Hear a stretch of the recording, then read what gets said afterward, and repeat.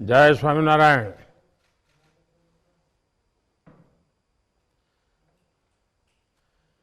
इस पवित्र कार्यक्रम को दिशा दे रहे पूज्य श्री आप सब संतों के सानिध्य में स्वामीनारायण का नाम स्मरण एक अलग ही सौभाग्य का अवसर है। मुझे विश्वास है इस ऐतिहासिक संस्थान का आने वाला भविष्य और भी यशस्वी होगा।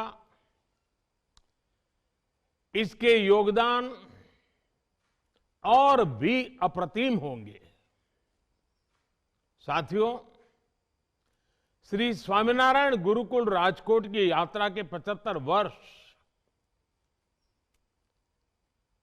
ऐसे कालखंड में पूरे हो रहे हैं जब देश अपनी आजादी के 75 वर्ष मना रहा है। ये सुखद संयोग तो है ही, सुखद सुयोग भी है। एक राष्ट्र के रूप में भारत की आजाद भारत की जीवन यात्रा ऐसे सुयोगों से ही और हजारों साल की हमारी महान परंपरा भी ऐसे ही सुयोगों से ही गतिमान रही है। ये सुयोग है कर्मठता और कर्तव्य के सुयोग। ये सुयोग है संस्कृति और समर्पण के सुयोग। ये सुयोग है अध्यात्म और आधुनिकता के सुयोग। जब देश आजाद हुआ तो हमारे ऊपर ये जिम्मेदारी थी कि हम शिक्षा के क्षेत्र में भारत के प्राचीन वैभव और हमारा महान गौरव को पुनर्जीवित करें। लेकिन गुलामी की मानसिकता के दबाव में सरकारें उस दिशा में बढ़ी नहीं और कुछ बातों में तो उल्टे पैर चली। और इन परिस्थितियों में एक बार फिर हमारे संतों ने, आचार्यों ने देश के प्रति इस कर्तव्य को निभाने का बीड़ा उठाया। स्वामीनारायण गुरुकुल इसी सुयोग का एक जीवंत उदाहरण है। आजादी के तुरंत बाद भारतीय मूल्यों और आदर्शों की नींव पर इस आंदोलन को, इस संस्थान को निर्मित किया गया। पूज्य धर्मजीवन दास जी स्वामी जी का राजकोट गुरुकुल के लिए जो विजन था, उसमें अध्यात्म और आधुनिकता से लेकर संस्कृति और संस्कार तक सब कुछ समाहित था।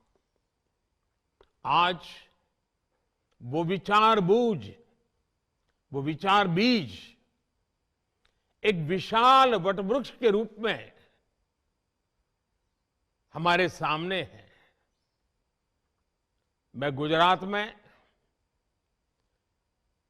आप सबके बीच में ही रहा हूं, आपी के बीच में पला बढ़ा हूं और ये मेरा सौभाग्य रहा है कि मुझे इस वटवृक्ष को आकार लेते हुए अपनी आंखों से करीब से देखने का सुअवसर मिला है। इस गुरुकुल के मूल में भगवान स्वामीनारायण की प्रेरणा रही है।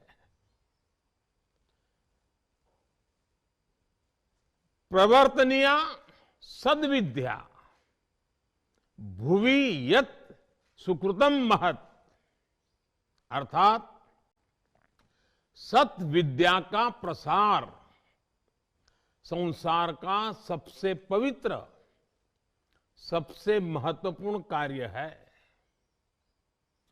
यही तो ज्ञान और शिक्षा के प्रति भारत का वो शाश्वत समर्पण है जिसने हमारी सभ्यता की नींव रखी है। इसी का प्रभाव है कि कभी राजकोट में केवल 7 विद्यार्थियों के साथ प्रारंभ हुए गुरुकुल विद्या प्रतिष्ठानम की आज देश विदेश में करीब 40 शाखाएं हैं। हर वर्ष यहां हजारों की संख्या में विद्यार्थी आते हैं। पिछले 75 वर्षों में गुरुकुल ने छात्रों के मन मस्तिष्क को अच्छे विचारों और मूल्यों से सींचा है ताकि उनका समग्र विकास हो सके। आध्यात्म के क्षेत्र में समर्पित युवाओं से लेकर इसरो और बार्क में वैज्ञानिकों तक हम गुरुकुल परंपरा ने हर क्षेत्र में देश की मेघा को पोषित किया है। और गुरुकुल की एक विशेषता हम सब जानते हैं और आज के युग में हर किसी को वो प्रभावित करती है। बहुत कम लोगों को मालूम है कि उस कठिन काल में भी और आज भी ये गुरुकुल एक ऐसा संस्थान है जो हर गरीब छात्र से शिक्षा के लिए एक दिन का केवल 1 रुपया फीस लेता है। इससे गरीब विद्यार्थियों के लिए शिक्षा पाने का रास्ता आसान हो रहा है। साथियों, आप सभी जानते हैं कि भारत में ज्ञान ही जीवन का सर्वोच्च उद्देश्य रहा है। इसलिए जिस कालखंड में दुनिया के दूसरे देशों की पहचान वहां के राज्यों और राजकुलों से होती थी, तब भारत को भारत भूमि के गुरुकुलों से जाना जाता था। गुरुकुल यानी गुरु का कुल, ज्ञान का कुल। हमारे गुरुकुल सदियों से समता, ममता, समानता और सेवा भाव की वाटिका की तरह रहे हैं। नालंदा और तक्षशिला जैसे विश्वविद्यालय भारत की इस गुरुकुल परंपरा के वैश्विक वैभव के पर्याय हुआ करते थे। खोज और शोध ये भारत की जीवन पद्धति का हिस्सा थे। आज हम भारत के कण कण में जो विविधता देखते हैं, जो सांस्कृतिक समृद्धि देखते हैं, ये उन्हीं शोधों और अन्वेषणों के परिणाम है। आत्म तत्व से परमात्मा तत्व तक, आध्यात्म से आयुर्वेद तक, सोशल साइंस से सोलर साइंस तक, मैथ से मेटलर्जी तक और शून्य से अनंत तक हमने हर क्षेत्र में शोध किए, नए निष्कर्ष निकाले। भारत ने अंधकार से भरे उन युगों में मानवता को प्रकाश की वो किरणें दी जिनसे आधुनिक विश्व और आधुनिक विज्ञान की यात्रा शुरू हुई। और इन उपलब्धियों के बीच हमारे गुरुकुलों की एक और शक्ति ने विश्व का मार्ग प्रशस्त किया। जिस कालखंड में विश्व में जेंडर इक्वलिटी जैसे शब्दों का जन्म भी नहीं हुआ था, तब हमारे यहां गार्गी मैत्रेयी जैसी विदुषियां शास्त्रार्थ करती थी। महर्षि वाल्मीकि के आश्रम में लवकुश के साथ ही आत्रेय भी पढ़ रही थी। मुझे खुशी है कि स्वामीनारायण गुरुकुल इस पुरातन परंपरा को आधुनिक भारत को आगे बढ़ाने के लिए कन्या गुरुकुल की शुरुआत कर रहा है। 75 वर्ष के अमृत महोत्सव में, आजादी के अमृत काल में इस संस्थान की शानदार उपलब्धि होगी और देश के लिए महत्वपूर्ण योगदान भी होगा। साथियों, आप सभी बेहतर तरीके से जानते हैं कि भारत के उज्जवल भविष्य में हमारी आज की शिक्षा व्यवस्था और शिक्षण संस्थानों की कितनी बड़ी भूमिका है। इसलिए आजादी के इस अमृत काल में देश एजुकेशन, इंफ्रास्ट्रक्चर हो या एजुकेशन पॉलिसी, हम हर स्तर पर अधिक गति से, अधिक विस्तार से काम में जुटे रहते हैं। आज देश में बड़े शैक्षिक संस्थानों, IIT, triple IT, IIM, AIIMS जैसे संस्थानों की संख्या में बड़ी वृद्धि हो रही है। 2014 के बाद से मेडिकल कॉलेजों की संख्या में 65% से ज्यादा की बढ़ोतरी हुई है। नई राष्ट्रीय शिक्षा नीति के जरिए देश पहली बार उस शिक्षा व्यवस्था को तैयार कर रहा है जो फॉरवर्ड लुकिंग है, फ्यूचरिस्टिक है। जब नई पीढ़ी बचपन से ही बेहतर शिक्षा व्यवस्था में पलेगी और बढ़ेगी तो देश के लिए आदर्श नागरिकों का निर्माण भी स्वतः होता चला जाएगा। यही आदर्श नागरिक, आदर्श युवा 2047 में, 2047 में, जब देश आजादी के 100 साल मनाता होगा, विकसित भारत के सपने को सिद्धि तक लेकर के जाएंगे। और इसमें निश्चित तौर पर श्री स्वामीनारायण गुरुकुल जैसे शिक्षा संस्थानों का प्रयास बहुत अहम होगा। साथियों, अमृतकाल की अगले 25 वर्षों की यात्रा में आप संतों का आशीर्वाद और आप सभी का साथ बहुत महत्वपूर्ण है। आज भारत में और भारत के संकल्प भी नए हैं, उन संकल्पों की सिद्धि के प्रयास भी नए हैं।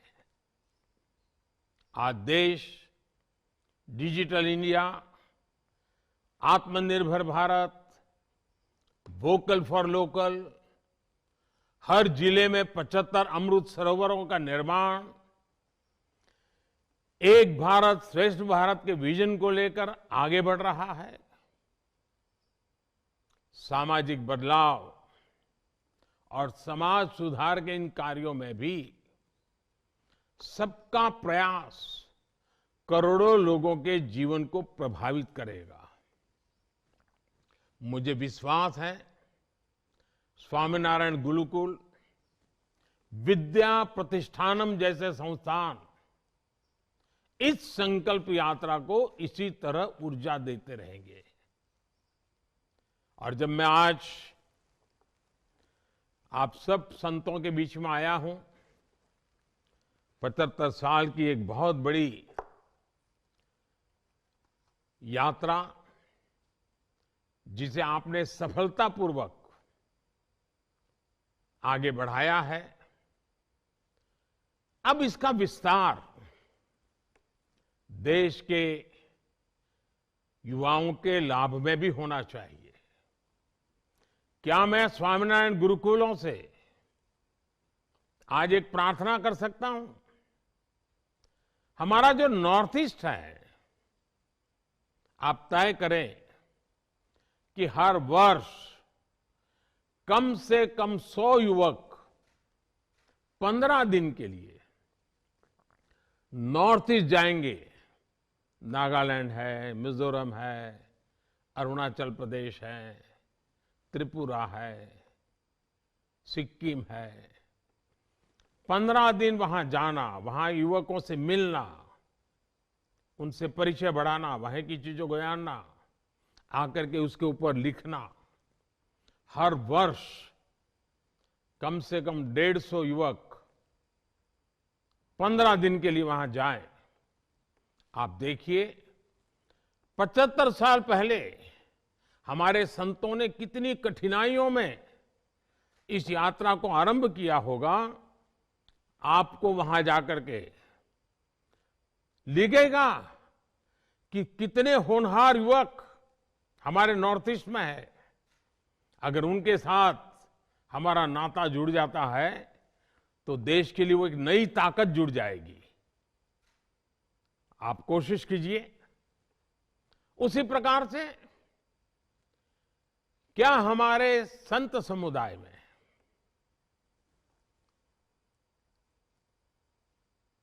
मुझे याद है, जब बेटी बचाओ अभियान हम कर रहे थे तो छोटी छोटी बालिकाएं मंच पर आकर के 7 मिनट, 8 मिनट, 10 मिनट का बड़ा हृदय द्रावक